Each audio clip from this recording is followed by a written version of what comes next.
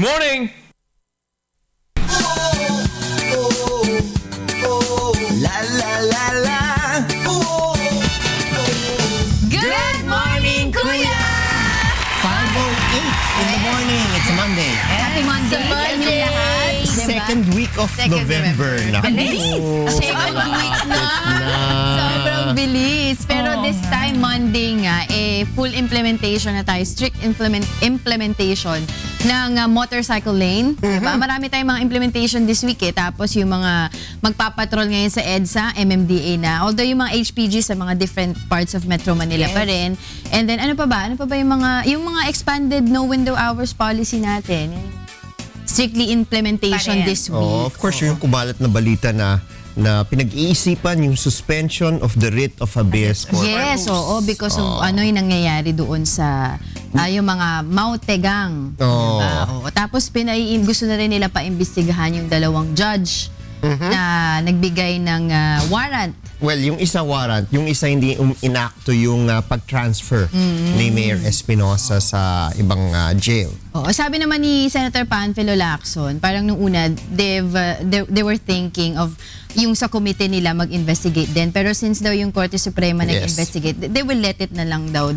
Which is also the right thing to do. Because the Supreme Court has jurisdiction over all courts dito sa ating bansa. That is right. Yeah. So, ang dami natin pag-uusapan ngayon. Pero for the meantime, ano ba itong ating biblically speaking ngayon? May tatanong ko sa inyo. Siyempre, pag may mga magagandang nangyayari sa mga buhay-buhay natin, meron tayong natatanggap, 'di ba sinasabi natin ay salamat sa Diyos, 'di ba? So, pero what if yung mga iba naman, may mga tragedy and others, no? Ito ba'y galing pa rin sa Diyos, 'di ba? So, paano po natin malalaman kung ang isang bagay ay bigay ng Diyos? Malalaman po natin 'yan kay Brother Eli Soriano sa pamamagitan po ng banal na kasulatan dito po sa ating Biblically Speaking.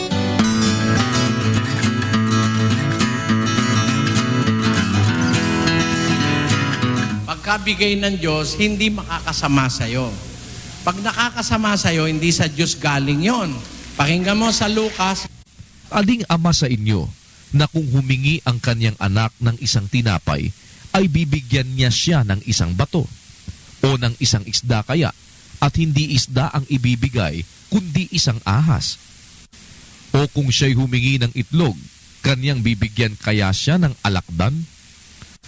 Kung kayo nga, bagaman masasama, ay marurunong mangagbigay ng mabubuting kaloob sa inyong mga anak, gaano pa kaya ang inyong Ama sa kalangitan na magbibigay ng Espiritu Santo sa nagsisihingi sa Kanya? Yan. Kung kayo masasama kayo, sabi ni Kristo sa mga Hudyo nung araw, marunong kayong magbigay ng mabubuting bagay sa inyong mga anak, lalo naman yung Ama sa langit. Kasi ang mabuting ama, kung magbigay siya, humingi ng itlog yung anak mo, bibigyan mo ba siyang ahas? Humingi siyang tinapay, bibigyan mo ba siyang bato? Siyempre hindi. Ikaw, tao ka, masama ka pa, nagbibigay ka ng mabuti, ganon din yung ama kung magbigay mabuti. Alam nating galing sa Diyos kung ikabubuti natin. Pakinggan mo sa 1:17 ng Santiago. Ang bawat mabuting kaloob at ang bawat sakdal na kaloob ay pawang buhat sa itaas na bumababa mula sa Ama ng mga ilaw, na sa Kanya'y walang pagbabago ni kahit anino man ng pag-iiba. Ayan, ang tagsa ka maayong hatag, kang ang tagsa kadulot nga himpit, nagagikan sa itaas, galing sa Ama. Pagka mabuting kaloob, sakdal na kaloob. Kaya alam mo, galing sa Diyos. Halimbawa, binigyan ka ng Diyos ng asawa, napabuti ka, bigay ng Diyos yun. Pero binigyan ka ng asawa, walang ginawa, kundi bugbugin ka, sisipain ka pa, tas ginugutom ka, hindi galing sa Diyos yun. Yun. Ganun yun, kapatid.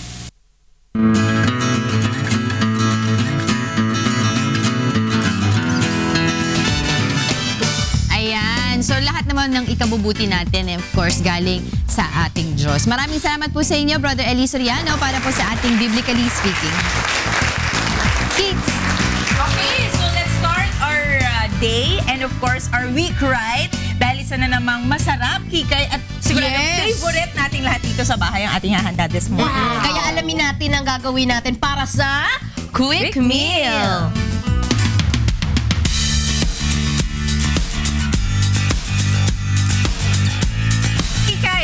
yung sinasabi ko na favorite nating lahat na dish. Oo, syempre favorite talaga natin dito Lalo sa ka na. Oo, sa pasta. Oo, Okay. dahil ang gagawin natin ngayon, Monica, ay creamy pasta with meatball. Ang Ako, sarap masarap niyan. So ano ba yung mga ingredients natin, Kikay? Syempre, meron tayo dito mga kasangbahay na pasta. For this, we have, penne pasta. Yes. And meron din tayo, Monica, na cream and ground pork. Syempre, pang ating meatballs. Meron din po tayong cheese, egg, and pepper. And butter, don't And forget. butter pala, Oo. yes. Alam mo, Kikay, sabi nila, kaya daw minsan pinipili ng mga chef yung penne na pasta.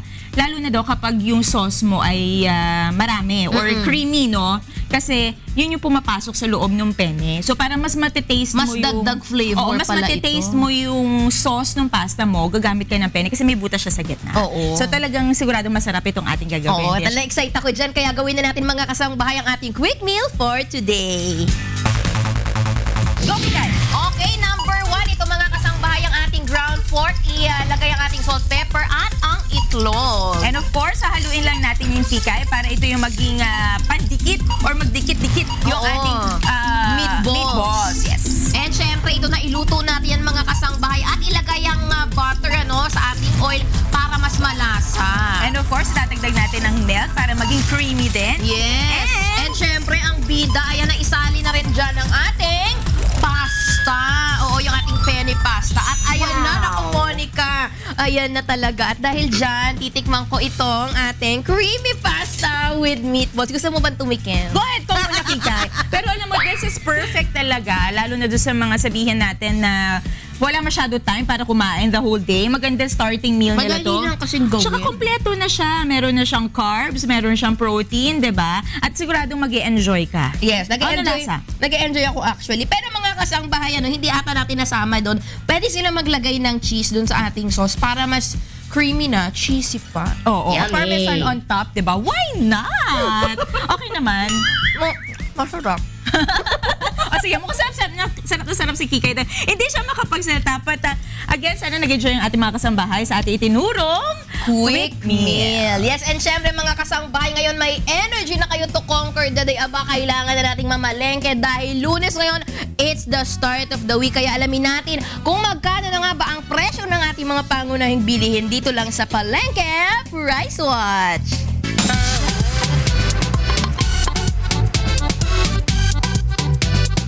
Good morning, Kuya, at good morning po sa inyong lahat, mga kasangbahay. Ako si Kikay at ito ang Palengke Price Watch. Nandito po ako once again sa Agora Market in San Juan City para alamin magkano na nga ba yung ating mga sariwang mga isda. At ngayon mga kasangbahay, ito nasa tindahan tayo ni Ate Inday. Ayan, si Ate Inday. Hi, Ate Inday. Hello. Sige, Ate Inday, unahin natin itong galunggong na sariwa. Magkano ba yan per kilo ngayon? 160. Alaka ay 160 pesos po yan per kilo. Hindi po magpapahuli ang ating hasa-hasa sa presyong 200 pesos po per kilo. Mataas po talaga ang presyo nitong tuna sa presyong 200 pesos po per kilo.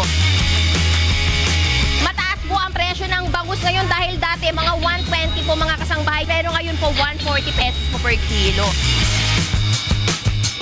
And syempre mga kasangbahay, alam mo naman ang mga dalagang bukid, mahal yan, at pumapatak po yan sa presyong 150 pesos po per kilo.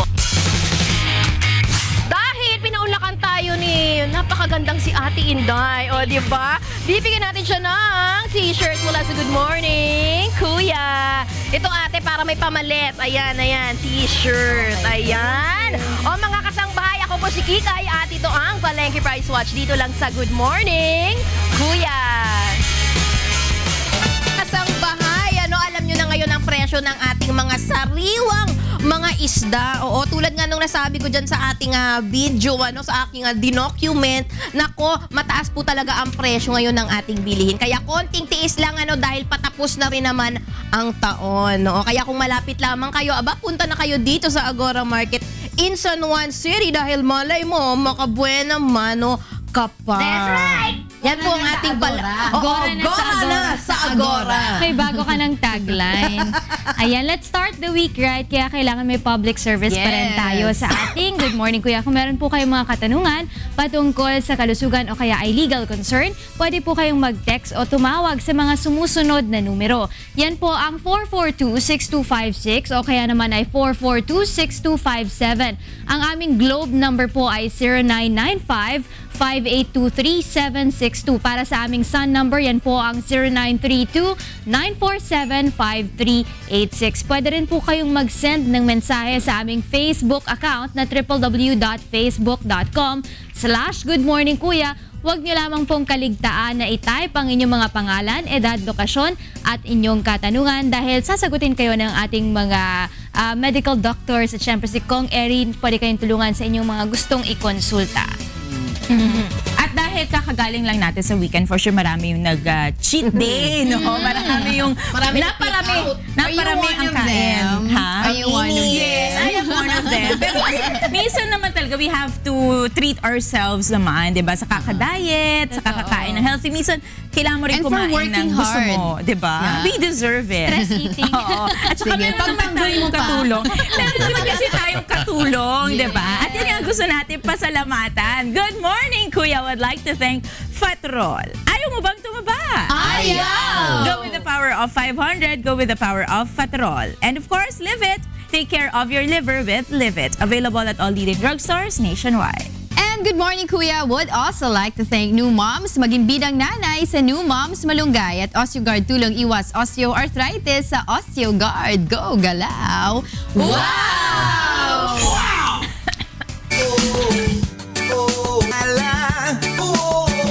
Alright, nagbabalik po ang Good Morning Kuya. Time check tayo. What time is it?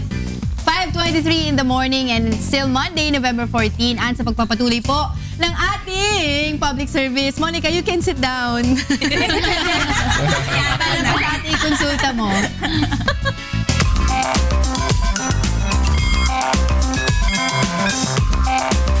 Alright, like what I've said, sa pagpapatuloy po ng ating ikonsulta mo or ang public service mula po sa ating 1,360 satellite monitoring centers, meron po magtatanong. Yes. But this time around po, it's katanungang legal. Yan. Dito po si Kong Erin para sagutin yan.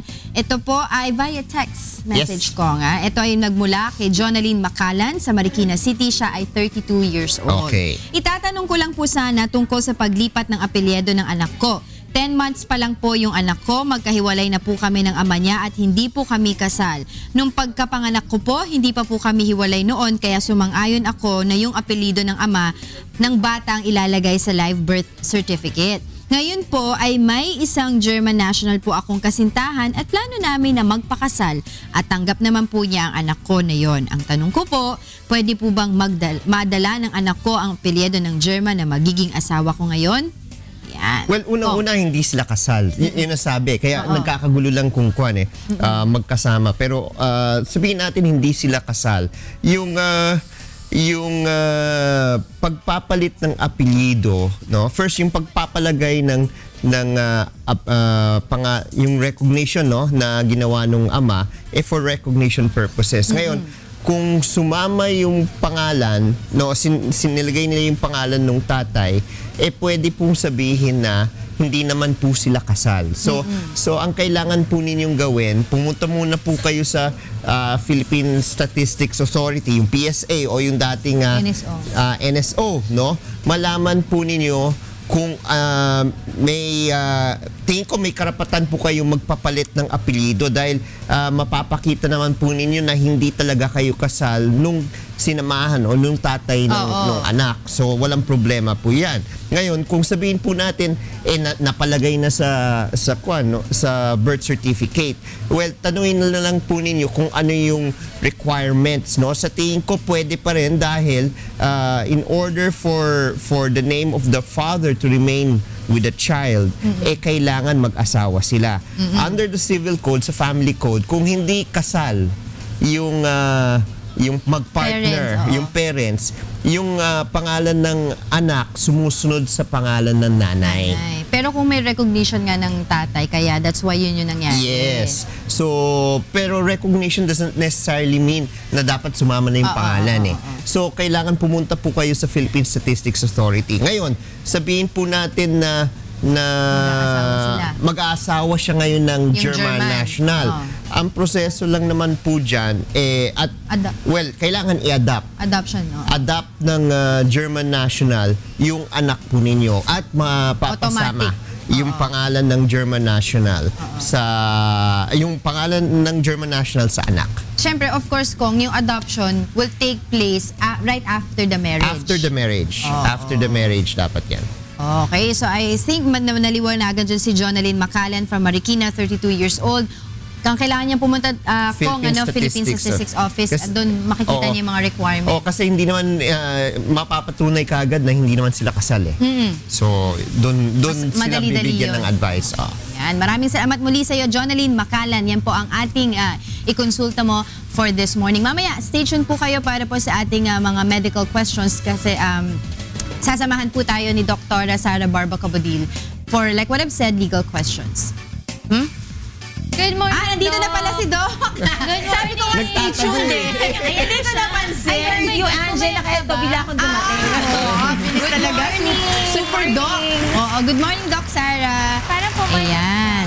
So, meron tayong katanungan, Doc, mula sa FB page natin. Si Sheila Kalinaw sa Tacloban City. Good morning po. Ask ko lang po kung ano po ang mabisang treatment sa chickenpox. Thank you po. Okay, good morning, Sheila. Okay, chickenpox or varicella infection. Okay, since this is a viral infection, no, so usually yung cyclovir, no, so usually, lalo na kalimitan pag childhood nagkakameron, most commonly, no, iyan naman talaga, kahit hindi ka mag-inom ng gamot, talagang mawawala sa sistema. However, may sinasabi kasi na yung varicella zoster infection na kapag hindi totally nawala sa katawan mo yung virus, it can like live in a nerve for long, and then it will get reactivated, yes, in adulthood once you get stressed.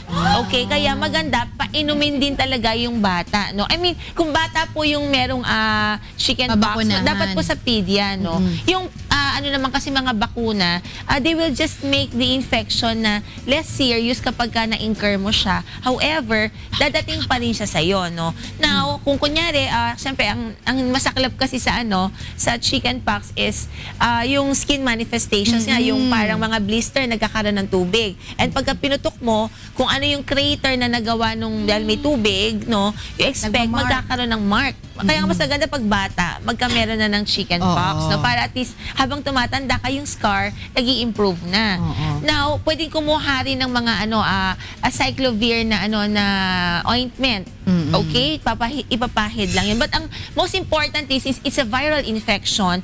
It's imperative that the immune system of the patient be improved, no? Ma-boost, so like ma-boost, tama ka doon, Angela. So by simply by taking in vitamin C, no, tsaka zinc, yon. Meron ding iba nagbibigay din ng mga immunosin, yung inosiplex, para yung immune system talagang maging mataas pa. Alam natin kasi pagka may viral infection, talagang bagsak yung immune system mo. And ang nakakatakot kasi sa mga viral infections, generally, kapag mababa yung immune system, tas tuloy-tuloy pa, pwedeng secondary bacterial infections may set in, no? That's what we do not want. Like for example, dun sa may mga edad na pagka bumalik ang varicose vein, ang varicella infection or chickenpox, yun yung zoster, no?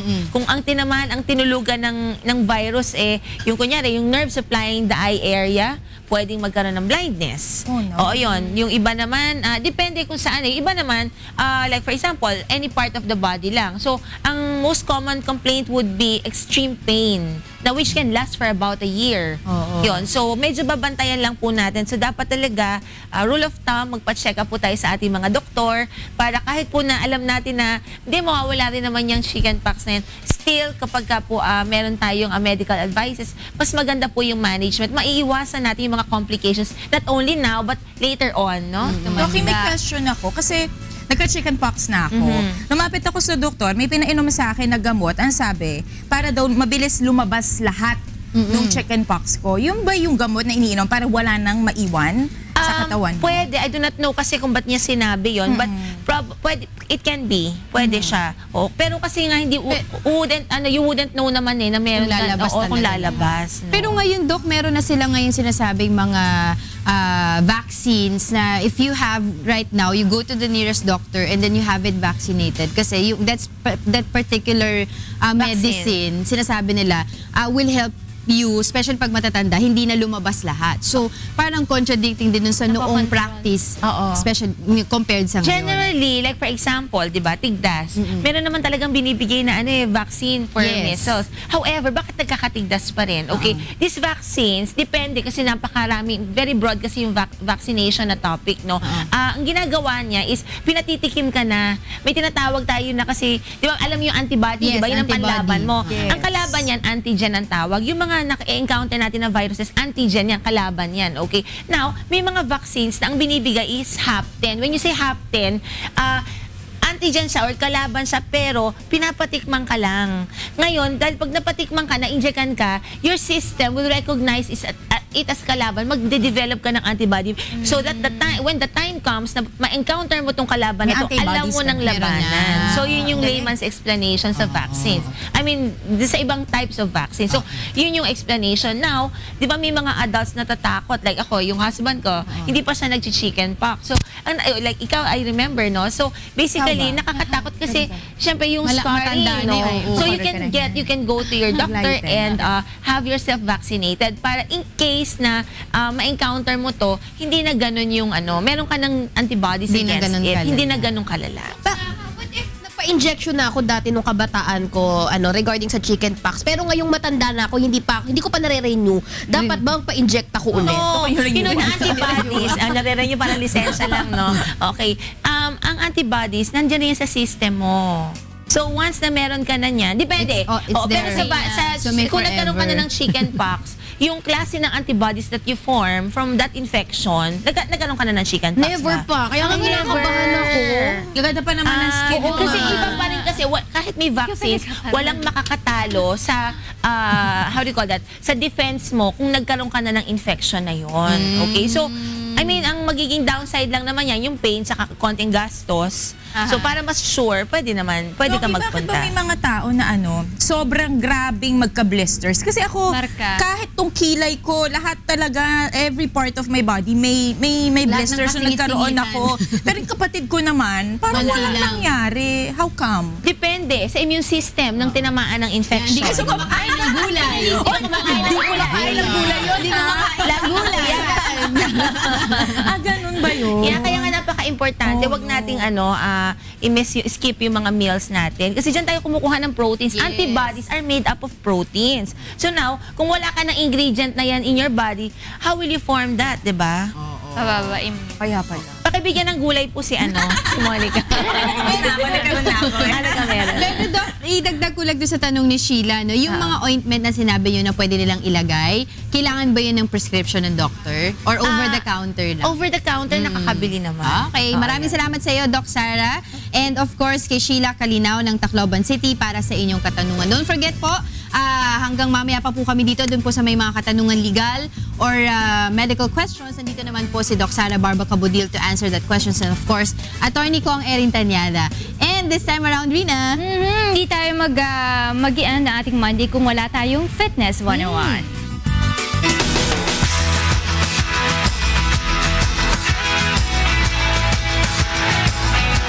Ayan, alam niyo naman na iba-iba na yung mga martial arts na pwede nating ma-practice dito. May mga boxing tayo. Narinig niyo na rin ba yung Muay Thai? At nagawa niyo na rin ba yung Muay Thai? Oo. Yung Muay Thai na kasi na yan, ang una palang nagsimula niyan ay si Nai Kanomtom. Galing sa Thailand. Siam, Thailand. Kasi meron war before ang Burmese at saka ang Siam people. So parang nahuli siya ng mga Burmese people, tapos ginamit niya itong hand-to-hand fist fight na tinatawag nilang Muay Thai ngayon para makawala siya dun sa mga captivity or captivators niya. So nakalaya siya. Kaya ang tinawag dito muna ay Siamese style of boxing. O, bago siya naging Muay Thai. Tapos ito, yung si King Chulalongkorn na yung naupo sa kanila sa Thailand, parang ginawang official sport na itong Muay Thai na ito. Pero ano nga ba ang Muay Thai exercise? Panoorin po natin to. Good morning kuya, ako pala si Coach Neil ng Crossbox Athletics at ngayon ay magpapamalas tayo ng ilan sa mga exercises na ginagawa ng mga nagmumuay Thai or mga balak mag-Muay Thai practice dito sa ating larangan. Okay? Let's go! Ang una natin gagawin guys ay pull-ups which is ginagawa para pampalakasin ng mga braso. Gagawin natin siya for 10 reps and then gagawin natin siya ng 4 sets every day. If gusto mong palakasin ng braso mo, like this one. Okay?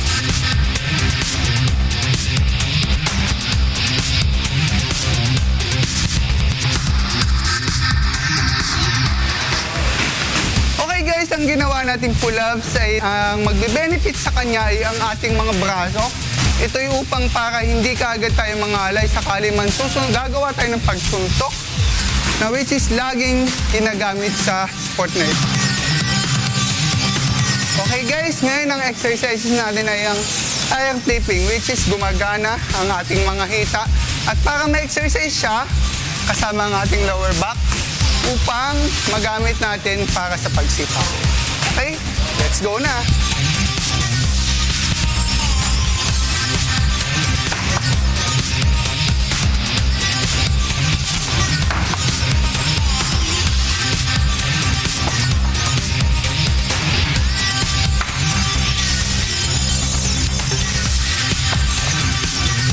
Natapos natin gawin ng tire flipping which is nakakatulong sa ating hita, likod at braso. So ngayon, sa mga baguhan, pwede kayong gumamit ng mas maliit na gulong. Hindi naman pwedeng mabigat agad kasi maaari kayong ma-injure.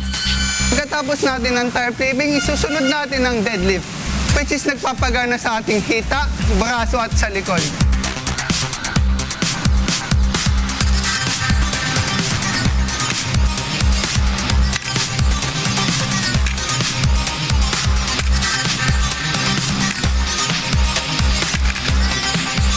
Okay guys, natapos natin ang deadlift. So ngayon, ang mga do's and don'ts niya is wag na wag niyong gagawin siya kung hindi niyo siya alam.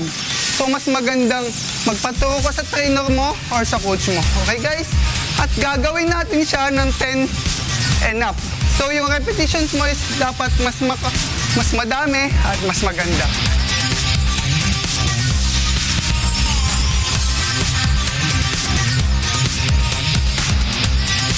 Ayan ang ilan sa mga intense workout na ginagawa natin sa Muay Thai. So sa mga gusto at interesado na maggawin ng mga bagay na ito, pwede nyo kami bisitahin dito sa Crossbox Athletics sa 4th floor, Lemon Square Building, Muñoz, EDSA, Quezon City. At magkita-kita po ulit tayo bukas for more intense workout. Dito lang yan sa Good Morning Kuya!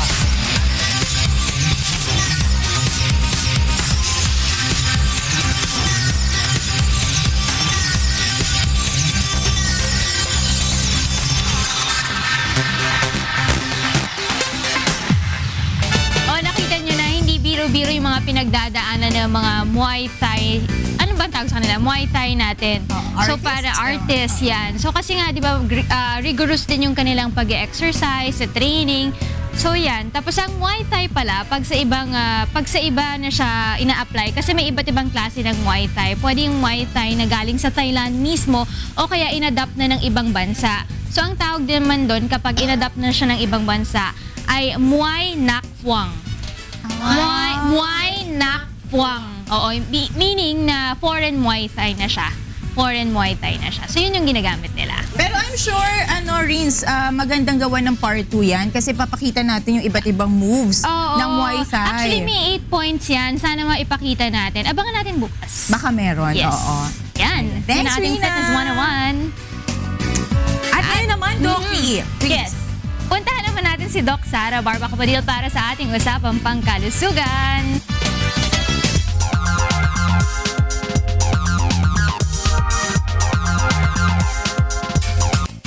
Ayan. Doc, ano bang topic natin for this morning? Okay, sa mga kabubukas pa lang ng kanilang mga television ngayong umaga, ang ating pong pag-uusapan ay skin manifestation. Ano yun? Okay.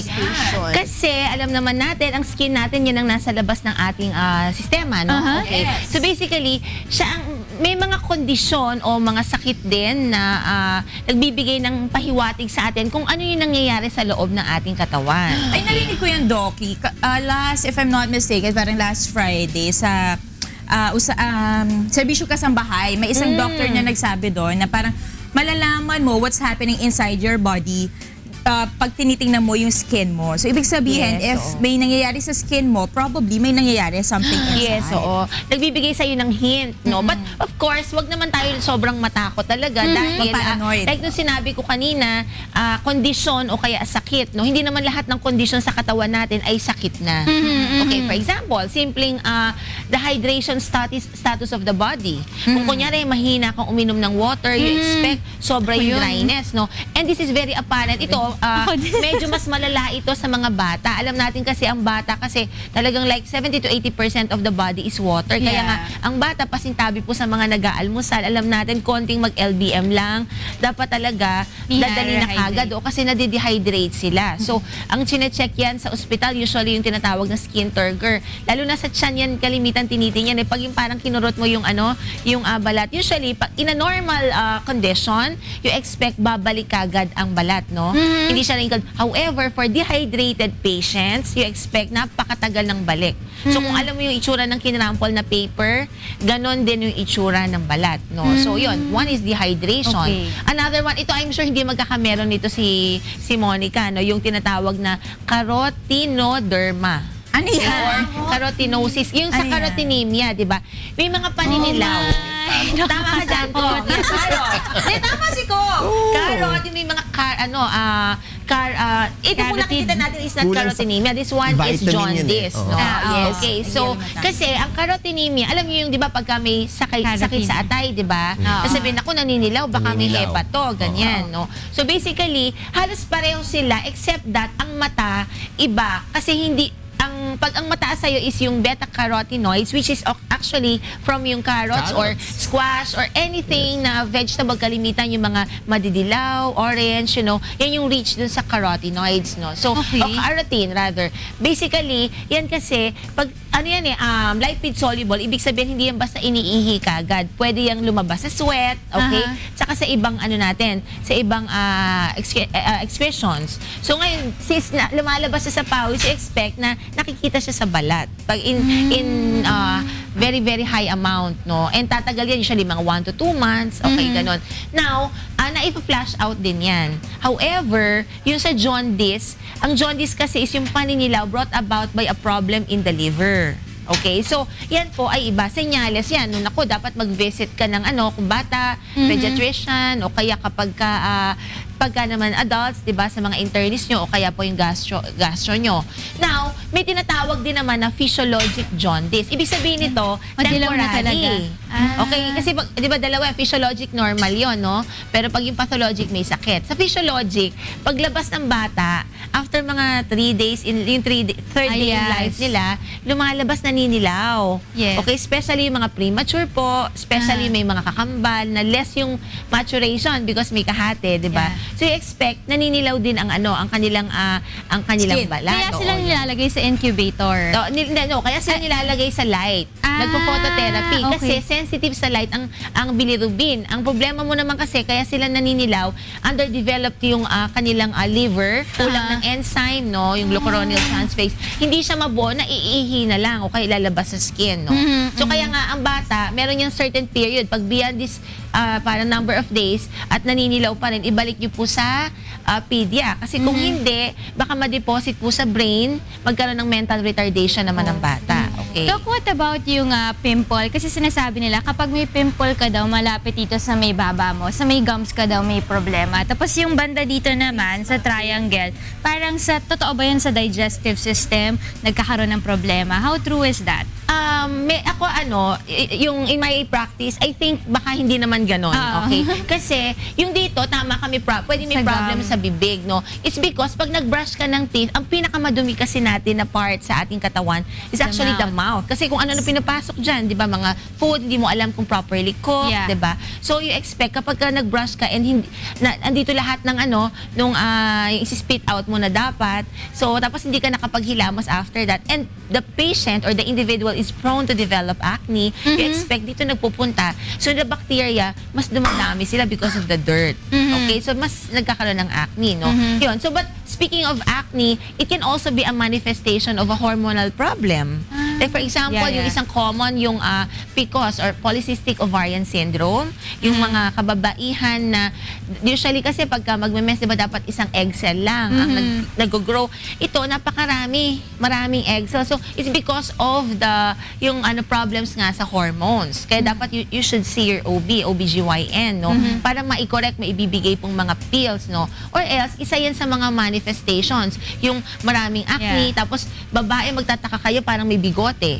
Kasi mataas ang kanilang testosterone level. When dapat, pag female ka, syempre, mas mataas dapat ang iyong female hormones. Estrogen, kung hindi ka pregnant, and kung pregnant ka, progesterone. What about yung mga nagpapasa naman? Totoo bang low blood yon? Kasi di ba maraming tao na sobrang magpasa din sila? Low blood ba sila o Good question, pero kasi marami tayong mga blood components. So, isa doon yung mga platelets na may kinalaman sa yung clotting factors natin. Okay. Yung kunyari, for example, yung pagka nahiwa ka, and then mabilis ka magkaroon ng, mabilis mag-form ng clot. So, that's normal, no?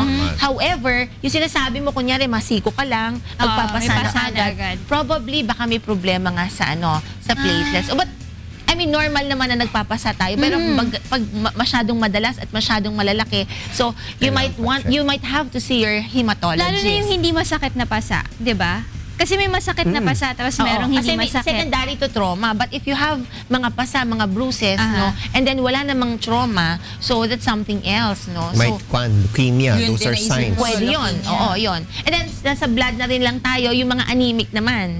Siyempre, alam natin yun ang mga mapuputla.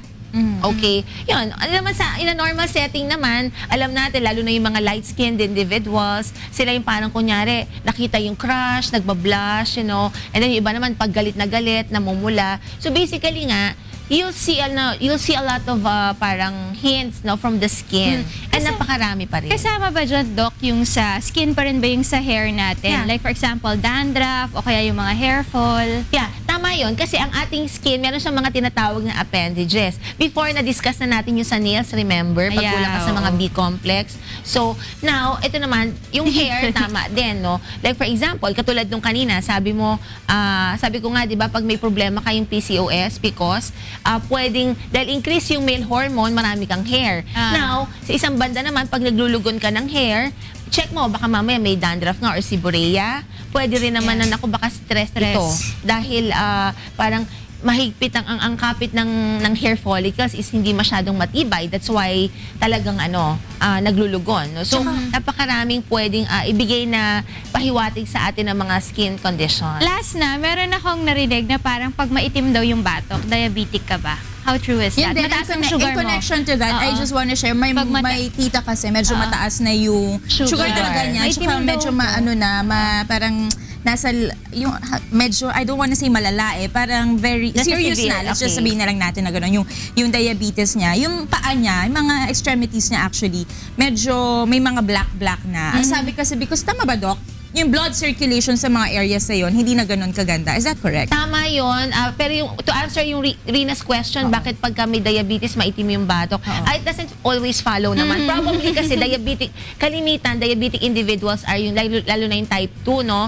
Ayun yung mga matataba, no? Kasi marami kang extra source of sugar, no? Yeah. So kaya siguro nagkakataon. The darkness is probably secondary to friction. May tinatawag tayong PIH or post-inflammatory hyperpigmentation. And lastly, yung kay Mon kanina, tama rin yun na pag diabetic individuals kasi, actually iba may mga renal problems also. Kasi diba ang kidney natin na nag-filter out, it removes the toxin from the body. However, kapag may diabetes at may diabetic nephropathy na, okay, hindi na ilalabas ngayon ng ang toxins, no? And lalo na with diabetic individuals, they have a very poor circulation because of yung condition nga ng blood, masyadong mataas yung sugar. So, yun, nagkakaroon na ng changes. And idagdag ko lang, those who also have a venous insufficiency, yung may mga varicosities, may tinatawag nga kami na CEAP classification. Yung dandun sa mga severe stage, talagang hindi na maganda yung venous drainage, nangingitim na. So dapat po, check din kung kasi maraming varicosities, magpa-check up po tayo sa ating mga phlebologist or else, baka mamaya, magkaroon na ng mga non-healing ulcers, and hindi na po yun. Mamaya maging dahilan pa yan para maging ma-recommend sa inyo yung amputation or pagputol po ng certain part of the distal extremity. Okay. So your Okay. tips na lang, Doc. Last na lang yung tips niya para magkaroon tayo ng glowing skin tsaka para maalagaan natin yung sarili natin. Okay, so with regards to our topic today, I really suggest that, alam ko, no matter how busy we are, no, we have to find time to look at our body. Kasi baka mamaya yun na nga yung mga senyales na gustong iparating sa atin. And kahit wala pong ibang nakikita din, let's go see our doctors regularly. Yeah. Thank you so much, Okay. Doc. Maraming salamat, Doc Sara.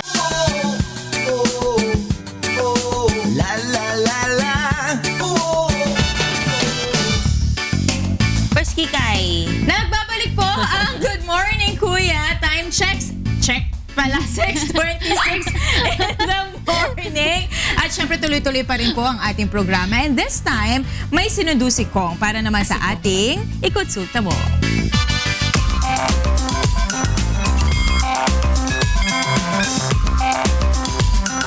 Ayon sa mga istatistika, ang mga motorcycle riders ang isa sa mga karaniwang nai-involve sa mga road accidents. Kaya naman isinabatas ang Motorcycle Lane Policy para na rin maiwasan ang mga ganitong pangyayari at magkaroon ng kaayusan sa mga lansangan. At ngayon, mas hihigpitan pa ng mga kinauukulan ang pagpapatupad nito. Ano-ano nga ba ang maaasahan natin sa pagpapaigting ng implementasyon ng Motorcycle Lane Policy? Yan ang ating pag-uusapan ngayong umaga. Good morning! Kasama po natin si Miss Shelene Pialago ng MMDA. Morning! Morning, ma'am. Have a seat. Ayun, sino galit sa mga motorsiklo? Di naman Sa mga pasaway lang minsan. Kasi nag-overtake kanan, kaliwa, kahit saan. Yun ang mahirap. Well, at least ngayon malalaman natin kung ano ang policies ng MMDA tungkol dito dahil may papatupad nga yung motorcycle lane sa EDSA, sa C5, sa Commonwealth at Macapagal Avenue. Macapagal Avenue. Okay, ano yung mga rules? Okay, mga rules, sir. Kasi alam natin sa Commonwealth, dahil sa malapad yung karsada, talagang may lane yan. Sa EDSA, dahil kukulang ang lanes, saan mo ilalagay sila? Okay, first, itong motorcycle lane is an existing law already. Yes. Regarding to your question kung saan sila nakalagay, right fourth lane from the sidewalk. Fourth lane from the sidewalk. And nakapintura naman po ito ng blue. So are we talking of EDSA first? Or EDSA. Fourth lane from the sidewalk. So that's second to the island. Yes.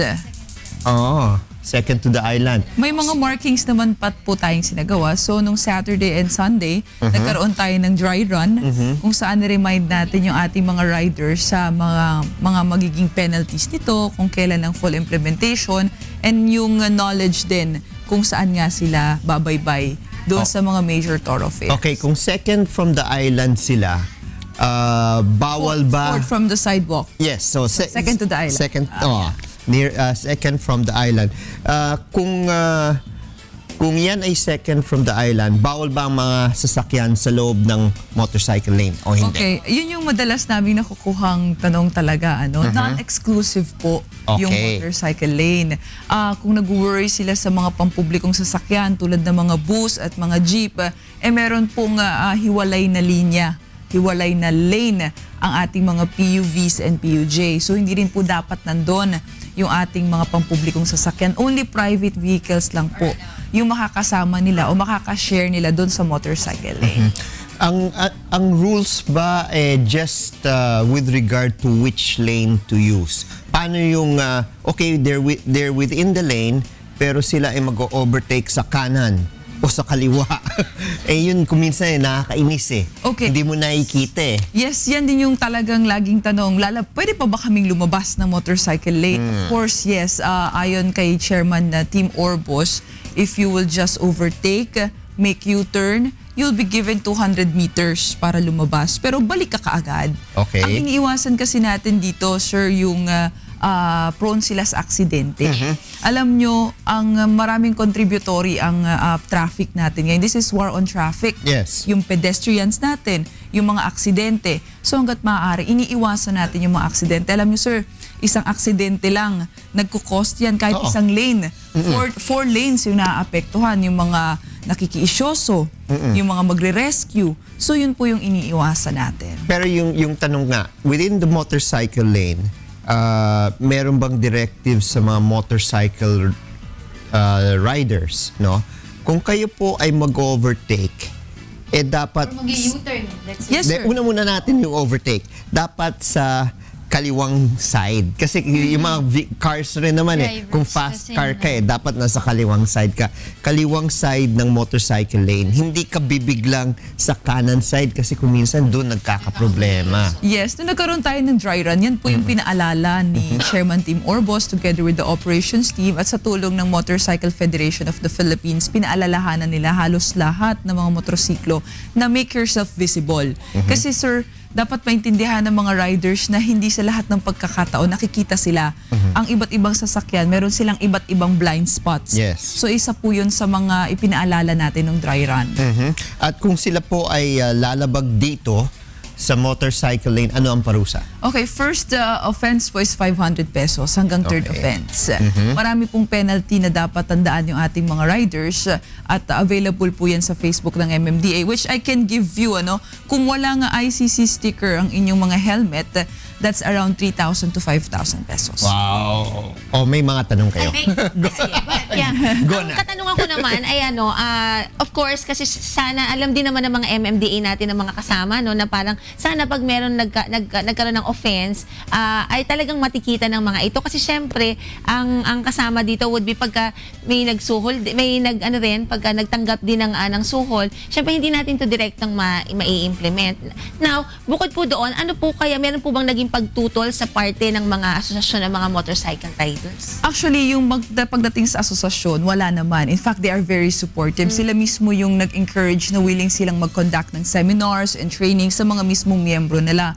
Yung hindi naman nila mga miyembro, in-encourage nila na magpa-miyembro to attend their seminars and workshop. That's first. Kadalasan po ng mga tumututol, yung mga biglaan lang naging rider, yung bumili lang kahapon ng motorsiklo o nung isang buwan at bigla silang nagwawala sa social media. Hindi po lahat. Sa karamihan po ng mga riders, very supportive naman sila. And sa pangalawang question po yung sa mga pangungutong, very po yan, sa lahat po siguro ng ahensya, laging may ganyang kwento. Kaya po sa MMDA, one strike policy po ang MMDA. Kapag caught on video po ang inyong inaakusahan, tatanggalin po namin sa serbisyo. May karapatan ba ang mga drivers ng private vehicles na magsumbong sa mga abusadong motorcycle riders? Dahil kung minsan alam mo, may mga may init na ulo na motorcycle drivers na kung minsan ang ginagawa, tinutupi yung side mirror ng mga private vehicles, no? Anong pwede namin gawin laban sa mga... To be honest po with you, sir, and girls, sa totoo lang, wala pang eksaktong paraan kung paano masusumbong ng mga pribadong sasakyan, yung mga motorcycles natin. Pero meron tayong action group sa Facebook kung saan pwede nilang i-report yung time ng insidente, yung plaka, yung plate kung number. Nila. Kung mas maayos po sana kung merong litrato. Meron din po kaming Viber na nakalagay din po yan sa aming Facebook page, sa aming website.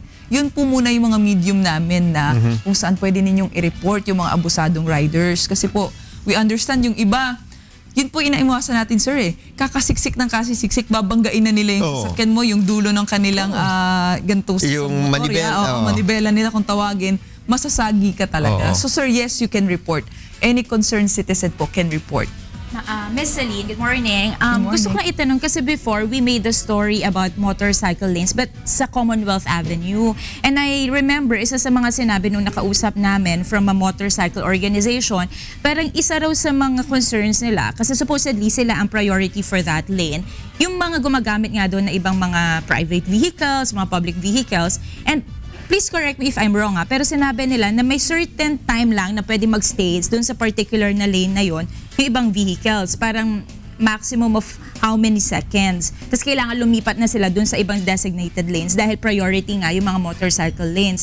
Now, ito ba ay ganito rin ang gagawin sa EDSA? Or Di pwede. mag-stay on that lane, sa motorcycle lane, yung ibang vehicles? Okay, lahat po, wala pong ganyang naka-include sa ating memorandum sa pag-i-implement ng Motorcycle lane. Pwede pong magstay ang pribadong sasakyan as much as they want to. Alam niyo ma'am, 200 plus thousand po ang dumadaan ng EDSA everyday. So, 1,600 per lane, per direction po ang dumadaan. And pagdating po sa motorsiklo, nasa 60,000.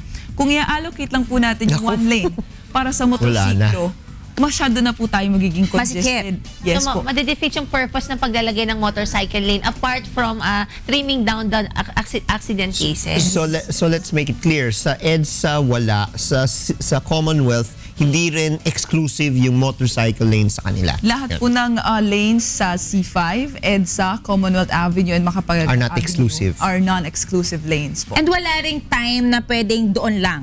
Wala po. So, pwedeng magstay on that lane ng any kind of vehicle. Alright. Ang kailangan maging maliwanag, yung motorcycles dapat doon at hindi dapat sa ibang lanes, lane. yes. Pero po, private vehicles can share doon po sa ating motorcycle lane. Pero alam niyo po, siguro common sense lang po ito sa mga pribadong sasakyan. Kung nakikita niyo naman pong maluwag doon sa ibang kalsada, ibigay po natin sa motorcycles yun. I-prioridad din natin sila bilang pagkilala dahil sumusunod din naman sila sa ating motorcycle lane. Meron marami pang mga pasaway, yung mga sinaradong U-turn slots, doon lumulusot yung motorcycle, kaya bangga ka agad. Yes, so marami kaming trending videos niyan. Meron po kaming no contact apprehension policy sa aming MMDA Metro Base. So lahat po yan, sinuzoom in natin, kinukuha natin yung plaka, and in 2 to 3 days, pinapadalhan po natin yung rider ng kanyang complaint letter at kailangan niyang i-comply yung certain penalty. At kung hindi po niya yun makomply, sasummon po natin siya. So yun po yung mga programa ng MMDA. Kasi sir, we just have 3,000 MMDA enforcers deployed in 3 shifts in whole Metro Manila. So, maghihirapan po tayong isa-isahin. Kaya po, meron tayong no contact apprehension policy. Anyway, Piado, hindi ito magiging huling bisita mo sa amin dahil syempre gusto namin malaman ano yung resulta nitong pagpapatupad nitong motorcycle lane. Makikita po siguro natin to sir in a week. Makapagbigay tayo ng data. Sa dry run natin, 500 po yung na-apprehend natin. I mean, napaalalahanan. Yes. Okay. Maraming salamat, Celine. Saldo ng MMDA. Thank you. What's for breakfast, Angela? Yes!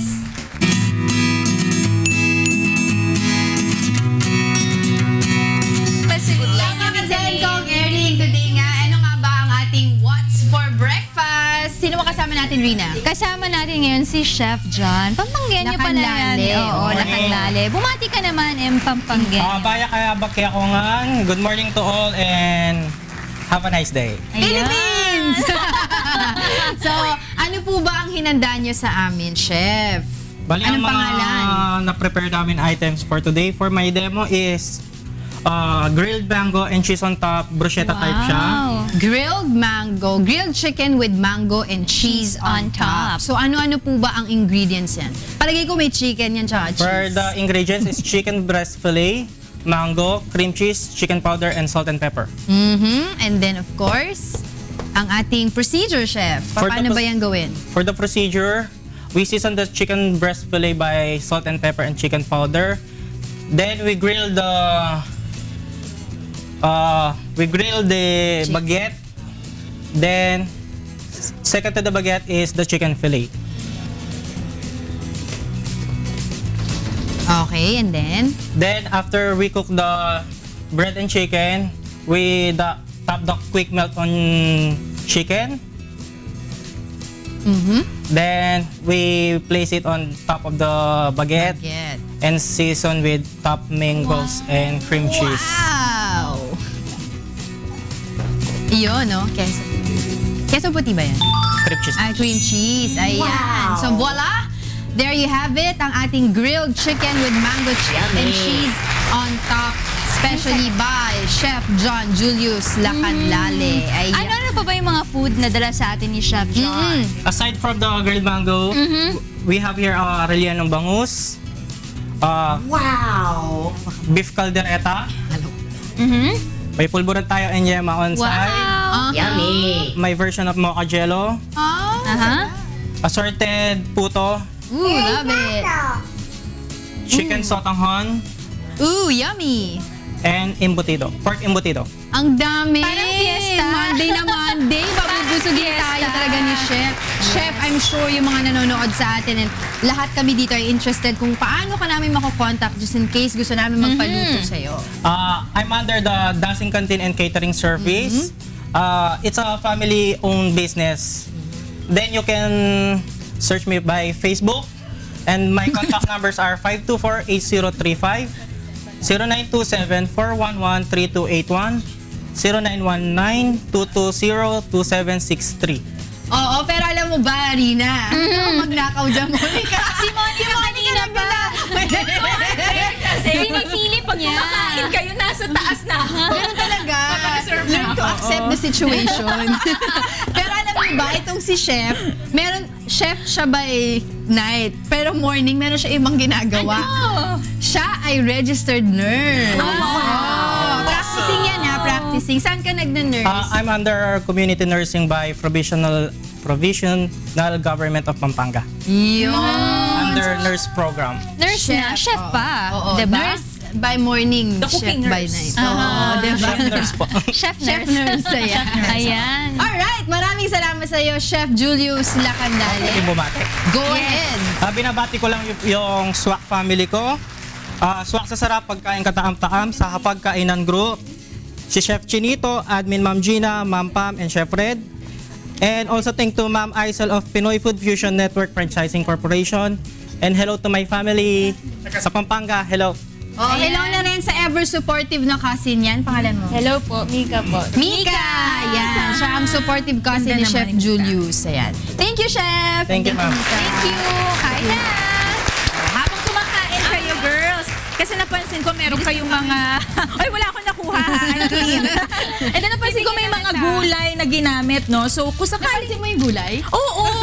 Mahilig kaya ako sa Fairness, gulay. Talaga naman. And then sa mga gulay na hindi nagamit ni Chef, yung mga hindi naubos, or kaya pag meron kayo pinamili, tapos hindi nyo naubos, di ba? Or gusto nyo lang na mag-stock up ng mga pagkain na gulay at prutas, syempre nilalagay natin yan sa ating mga ref. Pero ano nga ba yung mga dapat gawin para ito ay mapanatiling sariwa at syempre ay hindi masira agad kasi sayang naman kung hindi rin ito mapapakinabangan. Yan po ang ating aalamin ngayong umaga sa Easy Lang Yan.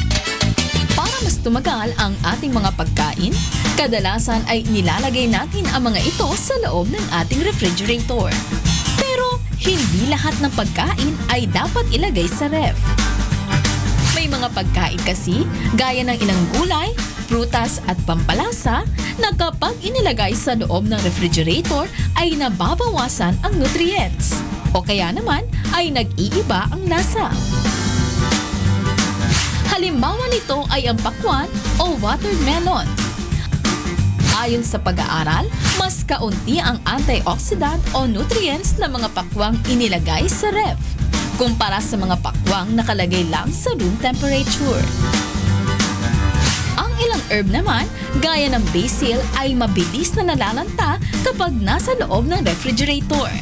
Kaya maiging ilagay na lang ito sa isang lugar na may room temperature at ilagay sa baso na may tubig para manatiling fresh. Ang malamig na hangin sa loob ng ref ay nakapipigil din sa ripening process ng ilang prutas, gaya ng saging at avocado. Kaya kung hindi pa naman lubos na hinog ang mga ito, maiging ilagay na lang muna ito sa isang bowl at hayaan sa lugar na may room temperature. Ang kamatis naman, kapag inilagay sa loob ng ref ay nawawala ang lasa. Habang ang starch na nasa patatas ay nagiging sugar kapag inilagay sa loob ng refrigerator, kaya nagiging matamis ang lasa nito. Gaya ng bawang, sibuyas at patatas, dapat ay nakalagay ito sa cool at dark place. Pero Tandaan natin na hindi dapat magkasama sa isang lugar o lalagyan ang patatas at sibuyas. Pareho kasi ito nag-e-emanate o nagre-release ng isang uri ng gas na nagpapabilis sa pagkasira ng mga ito. Gawing mas malasa at nutritious ang inyong mga pagkain. Matuto ng iba pang mga food hacks and useful tips dito sa Good Morning Kuya. Para laging easy lang yan. Oh, ayun pala yung mga dapat gawin. At sabi yung tita ko, nanonood kasi siya. Si Tita Chiquit Fernandez, ganyan din yung mga ginagawa niya para hindi siya mapanisan ng pagkain. Ganyan din yung ina-advise ng parents ko sa akin eh. Talaga? Hello. Si Nanay Barba. Saka ni EJ, happy birthday EJ. Happy birthday, Sharina Pilares. Oo. Tsaka si Mother Earth ko, lagi yan nanonood sa akin. Hello, Mother Earth. Ganyan din yung ginagawa niya mga pang-preserve ng pagkain. So, yun pala. Maraming salamat para sa ating easy lang yan. At tuloy-tuloy pa rin ang ating public service. Kaya naman, unahin na natin si Kong Erin dahil may pinadalang katanungan ito ngang si Mr. Renato Francisco galing sa kanilang text message. 28 years old si Renato at ito yung kanyang katanungan. Nangungupahan po kami dati ng asawa ko sa isang paupahan sa Pasay. Nagbigay po kami ng 2-month deposit at 1-month advance. Pero last week lang po, bigla po akong nalipat ng trabaho dito sa Pasig at kailangan naming lumipat agad. Nung kukuhanin ko na po sa may-ari yung binayad ko na 2-month deposit, ayaw niya pong ibigay kasi biglaan daw po ang pag-alis namin. Tama po ba yun at pwede po ba akong makakuha ng binayad naming deposit? Salamat po. Well, unang-una, kailangan malaman kung yan ay nakasulat sa kontrata. Mas maganda kung may contract of lease at doon nakalagay kung anong mga rights and obligations ng lessor and lessee. At kung merong pre-termination, nandyan yung penalty. Ngayon, ang tanong, Pwede meron makuha bang ang deposit? kasulatan o wala? Ngayon, kung wala, no, at ito ay pinag-usapan ninyo, may hirapan talaga. Kasi kung ang pinag-uusapan ninyo ay for 1 year, even if it's a verbal contract, no, you cannot refund, yung the whole amount. Baka you can request 2 months deposit, 1 month's advance. Baka you can request maybe yung part of the deposit, no. Depende sa pag-uusap 'yan. No, dahil may usapan kayo na kung 1 year yan o 6 months yan, kailangan mapuno yan. Yung minsan kasi yung deposit non-refundable na rin, diba, Kong? Yes. So, depende yan sa pag-uusap. Ngayon, kung nakikita nga ninyo na ayaw talaga, makiusap na lang po kayo. Ngayon, kung meron sa kontrata yung with regard to pre-termination clause, then that will apply. Okay. Maraming salamat, Kong. At ito naman ating second na magtatanong sa atin ay si Andrea Ramirez, 34 years old, galing Camaratuan City, para naman ito kay Doc Sara. No? Good morning po. Itatanong ko lang po kung ano kaya ang maganda kong gawin sa skin ko kapag po kasi ganitong panahon ng mahangin, palagi pong napaka-dry ng balat ko at kung minsan po sa sobrang dry, parang nagpuputok-putok na po siya. Hingi lang po sana ng advice kung ano po ang magandang gawin. Salamat po. Good morning, Andrea. No, yung kanyang katanungan, Rina, talagang very common yan. Hindi lang si Andrea ang may ganyang problema kasi alam naman natin ngayon taglamig na, Yes. no? Okay, so now, unang-una, ang pwede niyang gawin ay iwasan yung miyat-mayang kunyari, kung sa kamay, miyat-maya naguhugas, okay? O kaya, yung iba kasi kung maligo, at least 2 or 3 times a day, no? So, maganda kung kaya niyang i-trim down muna para makarecover yung ating mga sebaceous glands. Ito po yung nagpo-produce ng oil na nasa ating balat. Ano? Okay. But of course, syempre depende kung nagpawes, baka kailangan. Okay, but kung nasa house lang din naman, mas makakabuti kung bawasan niya yung pagbabasa miyat-maya. Okay. Next would be, yung dun nga, yung sa naligo siya, mas maganda ang gamitin niya is maligamgam. Okay, sana lang hindi siya prone sa varicose veins, no? Kasi bawal sa mga may mga varicosities ang panliligo ng maligamgam. But ang gagawin kasi nito, bubuhayin niya, magiging active yung mga oil glands natin. Di ba alam natin yan kapag malamig, tulog ang mantika. Yes. Di ba? So ganun din na nangyayari sa ating balat, no? And then makakatulong din, hindi natin alam lang kung ano ang age ni Andrea, but makakatulong din if magsascrub siya once in a while. Okay, take note of the once in a while. So, pwede niyang gamitin, kuha siya ng yung milk powder. Okay, and then lagyan niya ng honey. Pwede niya yun ang ipang scrub niya, no? So, basically, kasi kapag dry ang skin, alam natin, napakaraming dead cells. Yes. So, maganda, mag-exfoliate para makalabas ang oil, ang oil secreted by the sebaceous glands or oil glands. What about lotion, moisturizers? Nakakatulong Yung sinabi din ba natin yan? sa kanya, yun yung maintenance niya. The moisturizers, kasi depende how severe the dryness is. No matter how much she applies ng lotion, kapag sobrang dry, hindi rin makapenetrate, walang mangyayari. Okay? So maganda, initially, do alam ko malagkit, kuha mo na siya ng makapal-kapal, like yung mga Vaseline, petroleum jelly, ganyan. Yun muna. Ipapahid niya. Kasi ito, we do not expect the molecules of this petroleum jelly to get in inside our skin cells. However, ang gagawin niya, iba-block niya para wag lumabas ang oil and water. Tatakpan niya. Yes. And then, of course, di ba sinabi natin kanina sa ating topic, no? Sa skin manifestations, check din niya, baka naman hindi lang sa taglamig. Baka mamaya, she's dehydrated as well. So, kaya, yun munang iyong gawin, ano? So, you can also get mga AHA lotion, alpha hydroxy acid lotions.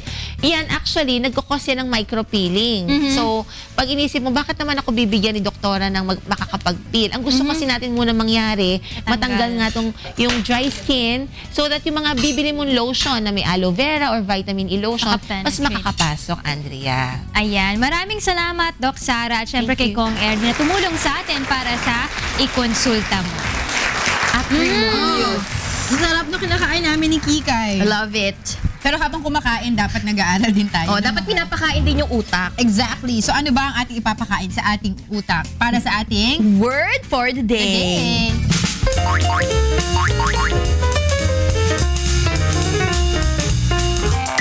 Word for the day. Acrimonious. Adjective. Angry in tone. Bitter. Example sentence. Despite the acrimonious relationship I have with my boss, he respects my quality of work. In Tagalog, may galit. Kong, acrimonious, may galit. May bitterness, Oh. may galit. President Duterte is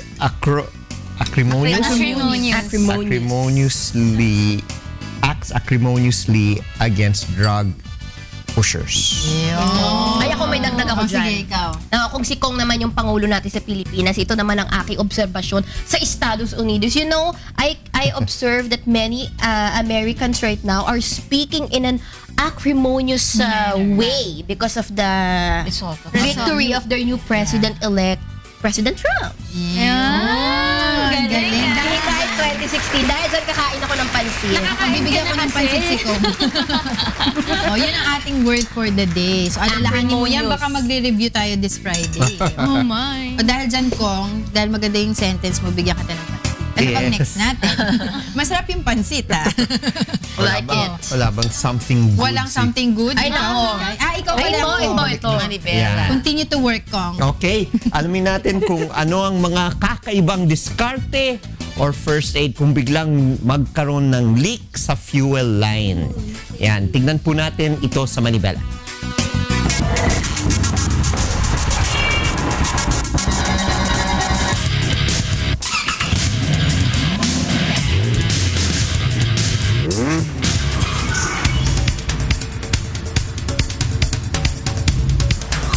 Pag may leak po ito, gawa ng luma na, mahigop po ng carburetor is hangin lang po, kaya hindi po siya handa. Hinto po ang makina, walang supply sa carburetor, kaya obligado po, wala po leak ang fuel line. Ang gagawin po natin, puputulin lang po yung dulo, tapos isasaksak po uli natin linya. Ngayon, ang isang remedyo, pag may clean up po ang hose ninyo, pansamantala, pwede nyo gamitin yung ballpen niya. Kunin lang po natin yung housing sa labas. Tapos, tatanggalin natin yung fuel hose line. Lalagyan natin sa pangita. Ganito po yan. Lalagyan natin. Mas maganda po pag yung masikip para talagang hindi mag-leak ng hangin. i-secure niya lang po na hindi siya matatanggal. Hanggang sa makarating kayo sa gasoline station o sa auto shop.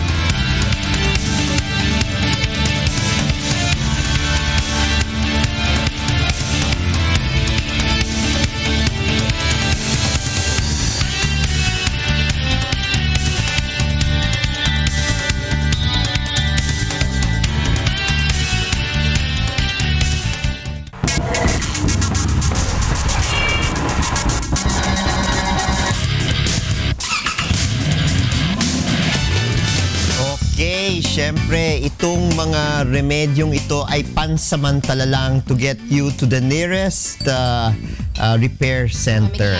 Oo. So, importante ito dahil hindi natin maiwasan kung minsan biglang napuputol o nabubutas yung fuel line, malayo kayo sa talyer no na kailangan puntahan. So ito ay quick fix but this is just for temporary. Just to get by, no? Pansamantala habang hindi pa kayo nasa talyer dahil doon kailangan palitan yung buo.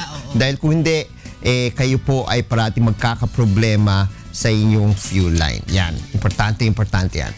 Bukas abangan nila yung iba pa nating tips sa ating Manibela. Diba? Ano ba next natin? Kike, meron ka bang something good today? Ito, wait lang. Share ko.